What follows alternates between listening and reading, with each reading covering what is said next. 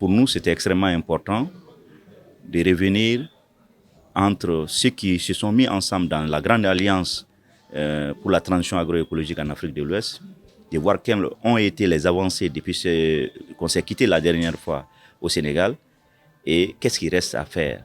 Quelles sont les stratégies, les nouveaux axes de travail qu'on peut se donner pour faire avancer la cause pour laquelle on s'est mis ensemble, qui est d'avancer rapidement dans la transition agroécologique, de militer pour qu'il y ait des politiques publiques qui soutiennent cette transition agroécologique en Afrique de l'Ouest.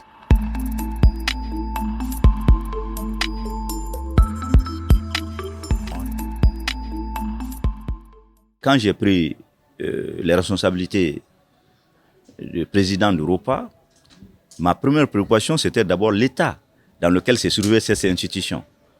Son personnel, le fonctionnement, la gouvernance. Donc il y avait un certain nombre de défis tout de suite auxquels je me suis attaqué.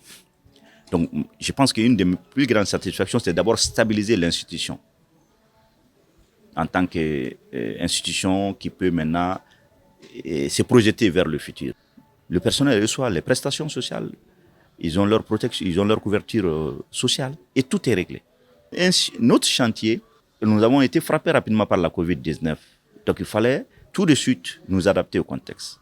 Là aussi, nous avons acquis une expérience très très importante. On est capable de faire des assemblées générales, des séminaires. On peut tout faire aujourd'hui à distance. L'Europa a la connaissance et le savoir-faire de ça. Au-delà de ça, je pense qu'on a fait des avancées sur certains chantiers spécifiques. Les questions liées à la transition agroécologique, tout ce qui concerne l'appui aux plateformes. On arrivait à mobiliser des financements pour appuyer les plateformes dans leur propre pays. Parce que c'est ça l'avenir.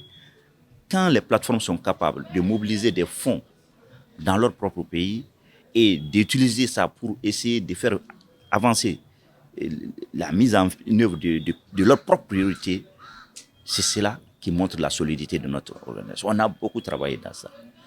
Il y a certaines petites difficultés internes dans certains pays que nous avons aussi pris en charge, que nous sommes arrivés en partie à régler, mais il reste peut-être un seul cas à ce niveau. Et bientôt, Inch'Allah, nous allons pouvoir nous attaquer à cela.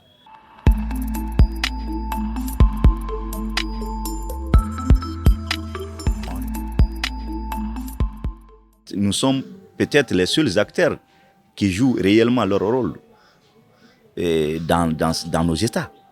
Parce que nous n'avons aucun soutien et nous arrivons à nous nourrir et à nourrir nos États.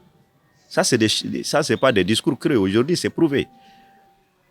Et pendant que dans les autres continents, c'est des subventions qui sont déversées sur les agriculteurs, c'est des subventions pour la transformation, c'est des subventions pour la mise en marché, c'est la qualité des infrastructures. Nous, on n'a rien de tout ça. Mais pourtant, on arrive à avoir un niveau de performance. Nos dirigeants politiques doivent s'intéresser à l'agriculture familiale, comprendre l'agriculture familiale, son potentiel.